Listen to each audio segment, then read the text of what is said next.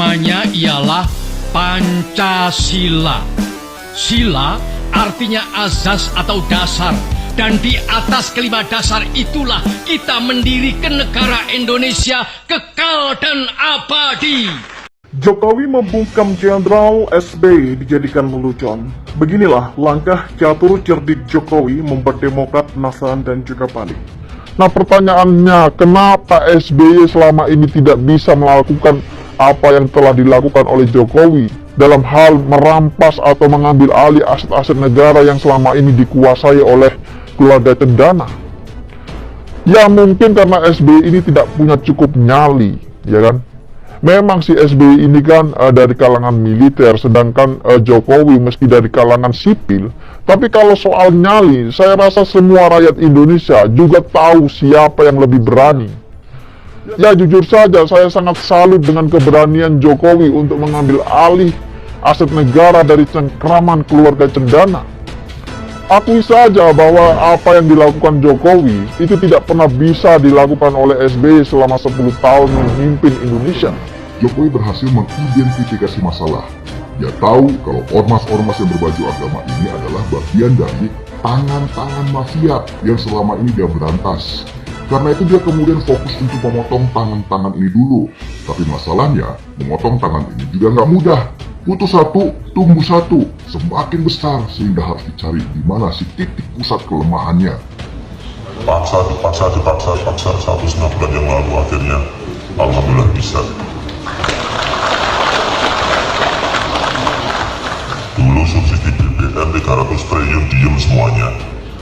Jokowi membungkam Jenderal SBY dijadikan lelucon. Beginilah langkah catur cerdik Jokowi membuat Demokrat penasaran dan juga panik. Bagi seorang jenderal TNI, adu strategi sudah menjadi santapan. Bagi seorang jenderal TNI, adu strategi sudah menjadi santapan tidak hanya di militer, di politik pun kiranya tidak jauh berbeda. Strategi sangat diperlukan baik pertahanan maupun penyerangan.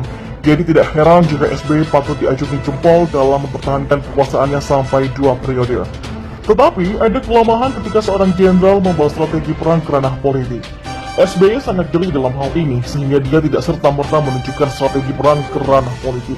Justru sebaliknya, ia menyembunyikan dan menunjukkan seorang jenderal yang penuh keraguan dalam mengambil keputusan, mudah mewek dan prihatin ketika diserang. Padahal di belakang, membentuk lawan dengan keras sampai tidak berani menunjukkan giginya. Lihatlah ketika dia menjadi presiden, membungkam orang miskin dengan menggelontorkan bantuan langsung tunai atau BLT, memaksanya terlena padahal sebenarnya mulut dan otaknya disumpal. Itulah kenapa tak ada yang berontak layaknya anjing kalau sudah dikasih makan, jangankan menyalak, malah tertidur pulas kekenyangan. Cara itu pula yang dia terapkan terhadap mereka yang tidak puas dengan suapan, yang tetap berontak. Dia tidak menyerang, melainkan menjadikan dirinya yang terzalimi sehingga pada akhirnya penyerang akan diserang dari pihak lain. Itulah mengapa dia selalu prihatin. Dan paling kejinya adalah membiarkan musuh Indonesia menggerogoti bangsa ini, yaitu HTI dan ormas radikal, para koruptor dan penggempleng pajak yang penting tidak mengganggu kekuasaannya. HTI berkembang di era SBY, tetapi tak ada sedikit pun aksi dari pemerintah. Pemerintah pun tidak berkutik di hadapan ormas yang dengan sesukanya melakukan sweeping karena tidak ada undang-undang sebagai dasar penindakannya. Ya, dia menabung penyakit kronis di eranya. Jokowi sampai mempermalukan SBY. Hambalang adalah saksi bisu yang tertawa paling lantang menyaksikan muka SBY disiram dengan air garam. Jokowi tidak menuduh SBY sebagai biang dari proyek mangkrak itu. No, tidak. Dia juga tidak mengucapkan tanda keprihatinan, melainkan menumpahkan kegeraman dan kekecewaannya dengan gelengan kepala. Jenderal dipermalukan dengan sekali geleng kepala. Bukan hanya proyek Hambalang, masih banyak lagi adu waduk dan bendungan mangkrak, proyek tol mangkrak, dan lain-lain yang mangkrak. Dan anehnya, Jokowi tak pernah sekalipun menyalahkan pemerintahan sebelumnya secara langsung. Dia hanya memberitahukan kepada masyarakat bahwa proyek ini sudah sekian tahun terbengkalai, proyek itu sudah sekian tahun tak terurus, dan cara seperti ini sangat baik menurut saya. Kalaupun ada pihak-pihak yang merasa disalahkan, itu terjadi karena mereka memang sudah salah. Jokowi tidak sedang mencari-cari kesalahan mereka, melainkan memperbaiki kesalahan yang pernah mereka buat. Rakyat pun jadi tahu bahwa ada banyak hal yang tidak beres sebelumnya. Ternyata tidak semerdunya dengan SBY.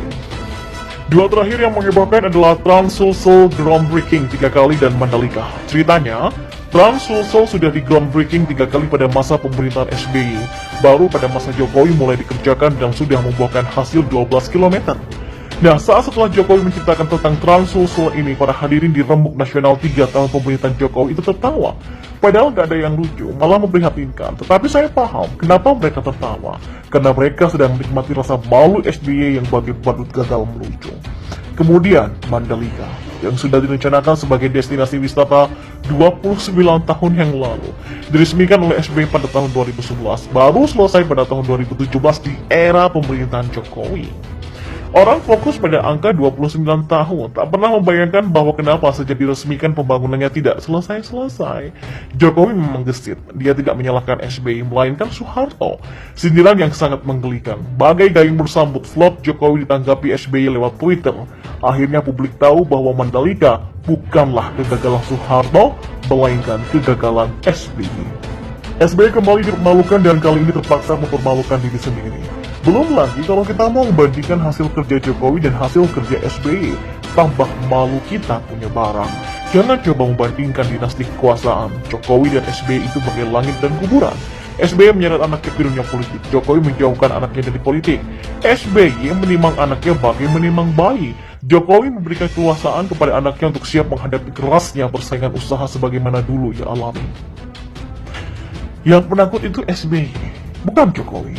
Perpu nomor 2 tahun 2017 adalah puncak kegagahan dan ketangguhan Jokowi setelah memerintah Indonesia 3 tahun belakangan ini. Tidak tanggung-tanggung, Jokowi menjatuhkan HTI, FPI, dan yang sejenis pada saat yang bersamaan dengan disahkannya Perpu nomor 2 tahun 2017 menjadi undang-undang. Memang, yang pertama di bumi hanguskan adalah HTI, tetapi sekaligus memaksa FPI untuk mendekam ketakutan. Kalau Anda mau kilas balik beberapa tahun yang lalu, ketika ada desakan pembubaran FPI, bagai memaksa Rizik pulang dari Arab, sama-sama merugikan. Kalau dibubarkan, maka pemerintah tidak punya dasar. Tapi jika dibiarkan akan melunjak semakin berpindah. Dan benar saja, that's right, pemerintah tidak berkutik, malah ketakutan.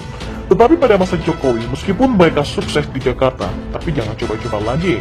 Saya kira, sekali saja FPI melakukan sweeping akan langsung dibubarkan. SBY tidak cukup tangguh untuk melakukan hal seperti ini, padahal dia seorang jenderal. Nah, entah SBY sudah kehilangan kejantanannya, entah ingin mengemis dukungan kepada anaknya yang sedang membangun citra politik, dia ke istana hari ini. Katanya membahas Perpu Ormas. Apa yang mau dibahas sih? Kita juga nggak tahu. Tapi kalau SBY mau menasihati Jokowi, rasanya no. Nonsense. Tetapi apapun itu yang jelas SBY tampak semakin penakut dari Jokowi. SBY mengakui kinerja Jokowi, kali ini dia gentleman. Ya, dalam rangka 3 tahun pemerintahan Jokowi, SBY sebagai orang nomor 1 di Demokrat mengapresiasi positif kinerja Pak Jokowi. Suatu pengakuan yang mungkin tidak akan pernah didapatkan dari para pengikutnya. Ya. Meskipun ada catatan penting, karena memang sudah seharusnya. Sebagai partai politik, sudah seharusnya mengkoreksi kinerja pemerintah. Wajar. SBY menunjukkan jiwa kenegarawanannya, yaitu mengapresiasi positif hasil karya pemerintah dan memberikan catatan atau kritikan pada kekurangan-kekurangannya yang masih ada. Selain itu, SBY memang pantas berterima kasih karena Jokowi telah menanggung dengan perkasa kegagalan yang ia tinggalkan. Ia sadar, kalau benar-benar sadar sih bahwa beban yang ia tinggalkan di pundak Jokowi itu tidak ringan, tidak seringan mengucapkan prihatin. Oke, last. Yang terakhir, bagi saya, SBY dengan segala intrik politiknya, kali ini tidak berdaya di hadapan Jokowi. Tapi harus diingatkan bahwa meskipun posisi Jokowi saat ini berada di atas angin, jangan terlena. Masih banyak misi yang belum selesai. Sementara singa jomblo sudah siap-siap menerkam di seberang sana. Oke, kita sudah lama ya, kita sudah paham betul Pak Jokowi suka diam. Dia bukan tidak mau bicara, tapi karena mempertimbangkan banyak hal sebelum berbicara atau bertindak. Inilah yang membuat Pak Jokowi sulit ditebak. Sama seperti film yang punya plot twist di bagian akhir yang membuat kita terkejut saking terpukaunya. Ahok dulu pernah menyebut strategi merebus kodok dilakukan Jokowi. Kodok pelan-pelan digiring ke wadah berisi air dingin. Kodok tidak sadar sedang dijebak. Pelan-pelan air dipanaskan, makin hangat, panas hingga mendidih. Dan kodok tak bisa berbuat banyak begitu sadar. It has been too late. Sudah terlambat. Dan diamnya Jokowi juga membuat banyak orang penasaran sekaligus kesal. Jokowi berulang kali dijebak agar terjungkal, tapi diamnya Jokowi dan sikap penuh perhitungan membuatnya dengan mudah lolos. Jokowi ibarat ikan yang terlalu pandai, tidak mudah tertipu kail yang berisi makanan enak. Ada banyak contohnya. Salah satunya saat AHY melakukan konferensi pers mengatakan dirinya sedang dikudeta oleh orang di dalam lingkaran istana. AHY minta Jokowi untuk mengklarifikasi dan menjelaskan kepada publik. Siapapun tahu ini adalah pancingan. Jadi sekali Jokowi buka suara maka dia akan terus terseret. Jokowi sampai detik ini tidak pernah buka suara terkait isu kudeta tersebut.